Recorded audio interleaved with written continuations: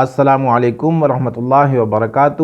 میرے دوستوں، بھائیوں، بہنوں اور بیٹیوں، میں آج آپ کو راز کی بات بتانا چاہتا ہوں، اور وہ یہ کہ انسان دنیا کے اندر جو آیا ہے، اس نے جانا کہاں ہے اور اس نے پانا کس کو ہے۔ ظاہر ہے کہ انسان دنیا کے اندر ہمیشہ کے لیے نہیں رہے گا۔ یہ آیا ہے کسی کی طرف سے اور اس نے جانا بھی ہے کسی کے پاس۔ تو وہ کون ہے؟ جیسے قرآن میں فرماتے ہیں اِنَّا لِلَّهِ وَإِنَّا إِلَيْهِ رَاجِعُونَ، ہم اللہ کی طرف سے آئے ہیں اور جا بھی رہے ہیں اللہ کے پاس۔ میرے بھائیوں، یہ روح جو انسان کے اندر جو روح ہوتی ہے، اصل انسان یہ روح ہے، اور وَنَفَخْتُ فِيهِ مِن روحی، یہ روح اللہ نے اپنی طرف سے انسان کے اندر رکھی ہے، اور یہ روح آئی ہے اللہ کی معیت سے، اور اس کی منزل بھی اللہ کی معیت ہے۔ اس لیے آپ دیکھ رہے ہیں کہ دنیا کے اندر کتنے مذاہب ہیں، پھر ہر مذہب میں کتنے فرقے اور کتنی جماعتیں ہیں، اور ہر مذہب، ہر جماعت اور ہر فرقے کا مقصد یہی ہوتا ہے کہ ہم اپنے اللہ کو پالیں۔ اب میرے بھائیوں، اللہ کو کیسے حاصل کریں گے؟ اللہ کی معیت ہمیں کیسی نصیب ہوگی؟ اس کے لیے قرآن، احادیث اور ہمارے صوفی شاعروں نے زبردست ہمیں دلائل کے طور پر سمجھایا ہے۔ قرآن اور حدیث کی بات تو آپ سارے علماء سے سن رہے ہوں گے، لیکن میں ایک شاعر کی بات کرتا ہوں جو اپنے کلام میں کہتے ہیں کہ کبھی یہاں تمہیں ڈھونڈا، کبھی وہاں پہنچا، تمہاری دید کی خاطر کہاں کہاں پہنچا، غریب مٹ گئے، پامال ہو گئے، لیکن کسی تلک نہ تیرا آج تک نشان پہنچا، ہو بھی نہیں اور ہر جا ہو، تم ایک گورکھ دندہ ہو۔ یہ ناز خیالوی صاحب نے اس کلام کو لکھا ہے، اور اسی کلام کے اندر پھر آگے جا کے ناز صاحب کہتے ہیں رحمۃ اللہ علیہ کہ نہ بت خانے نہ کعبے میں ملا ہے، نہ بت خانے نہ کعبے میں ملا ہے، مگر ٹوٹے ہوئے دل میں ملا ہے۔ یعنی ناز خیالوی صاحب سارے انسانوں کو سمجھا رہے ہیں، اور یہ ایک تجربہ ہے میرا، اس لیے میں اس کو اپنی راز کی بات کہتا ہوں اس کو۔ یہ اللہ کو آپ کیسے پائیں گے؟ تو بعض لوگ وہ عبادات کی مسجدوں کی طرف جاتے ہیں، بیت اللہ کی طرف جاتے ہیں، عمرے کرتے ہیں، حج کرتے ہیں، کوئی عالم بنتا ہے، کوئی حافظ بنتا ہے، اور مختلف ہمارے مسلمانوں کے اندر مختلف لوگ کوشش کرتے ہیں مختلف طریقوں سے کہ شاید اسی راستے سے ہم اپنے اللہ کو پالیں۔ لیکن میرا جو تجربہ ہے کہ ہم نے اللہ کو کیسے پایا، تو چھوٹا منہ اور بڑی بات والی بات ہے، لیکن اگر میں اس بات کو آپ سے چھپاؤں گا تو قیامت کے دن آپ مجھ سے پوچھیں گے۔ اس لیے میں نے جب ناز خیالوی صاحب کا یہ شعر سنا کہ نہ بت خانے نہ کعبے میں ملا ہے، مگر ٹوٹے ہوئے دل میں ملا ہے۔ اللہ سبحانہ و تعالی مسجد میں بھی نہیں ملتے اور بت خانے میں بھی نہیں ملتے۔ میں خود کعبہ گیا ہوں، اور وہاں پر بھی میں نے اپنے اللہ کو نہیں پایا۔ میں نے کتنی کوششیں کی ہیں، جیسے ناز صاحب کہتے ہیں نا، کبھی یہاں تمہیں ڈھونڈا، کبھی وہاں پہنچا، تمہاری دید کی خاطر کہاں کہاں پہنچا۔ اللہ کو پانے کی غرض سے یقین کیجئے میں نے سارے راستے آزمائے ہیں، لیکن اللہ جو ملا وہ ٹوٹے ہوئے دلوں میں ملا۔ اور ٹوٹے ہوئے دل کون سے ہوتے ہیں؟ میرے بھائیوں، جتنے بھی انسان ہے، بھلے وہ مسلمان ہو یا غیر مسلم ہو، اپنا دیسی ہو یا غیر دیسی ہو، جو بھی محتاج ہو، جس کے اوپر بھی اللہ سبحانہ و تعالی نے آزمائش کے طور پر حالات لائے ہوتے ہوں، جو کسی نہ کسی مصیبت میں گرفتار ہو، اس کا دل اس حال کی وجہ سے ٹوٹا رہتا ہے۔ اب یہ ٹوٹے ہوئے دل کو پیوند لگانا، یعنی اگر کوئی قید میں ہے، اس کے پاس ٹکٹ کے پیسے نہیں ہیں، میرے بھائیوں، صرف ٹکٹ کے پیسوں کی وجہ سے سالوں بھر بیچارہ قید کے اندر رہتا ہے، قید کی صعوبتیں، بغیر کسی گناہ کی قید کی صعوبتیں برداشت کرتا رہتا ہے۔ آپ جائیں اور اس کے لیے ٹکٹ کے پیسے بھر دیں، اس کو بھیج دیں اپنے وطن میں، جیسے ہم ملیشیا میں ہوتے ہیں۔ اس کا دل کیا ہو گیا؟ ٹوٹا تھا اس کا دل۔ کیوں؟ کیونکہ جیل کے اندر تھا اور اپنے ملک اور اپنے عزیز و اقارب کے ساتھ یعنی ان سے ملنا چاہ رہا تھا، لیکن جا نہیں سکتا تھا، جس کی وجہ سے اس کا دل ٹوٹا تھا۔ آپ گئے اور آپ نے اس ٹوٹے ہوئے دل کو پیوند لگا دیا، جوڑ لیا آپ نے اس دل کو۔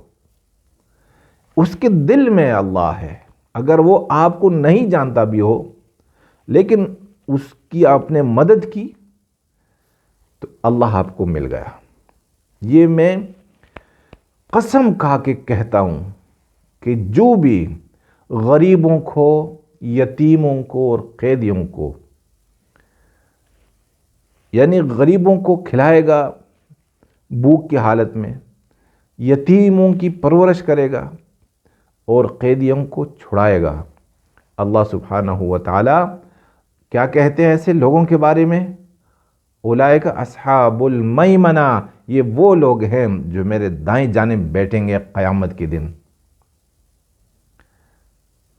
میرے بھائیوں، میری بہنوں، اگر آپ نے اللہ کو ڈھونڈنا ہے تو اللہ سبحانہ و تعالی آپ کو کہیں بھی نہیں ملیں گے، آپ کو انسان کی یعنی ٹوٹے ہوئے دلوں میں آپ کو اللہ ملیں گے، اور وہ ٹوٹے ہوئے دل یتیم، بیوہ، غریب، مسکین اور قیدی، یہ ان کے ہوتے ہیں۔ یا کوئی بھی محتاج ہو جو ہسپتال میں ہے، یعنی کوئی بھی مسئلہ ہو، کسی کا بھی مسئلہ ہو، کوئی بھی ہو وہ، بھلے آپ اس کو پسند بھی نہیں کرتے ہیں، لیکن وہ ایک مسئلہ آپ کے پاس لے کر آیا، اس کی حاجت ہے، اس کی حاجت کو پوری کرنے کی کوشش میں لگ جاؤ، آپ یقین کیجئے اللہ کو پالیں گے۔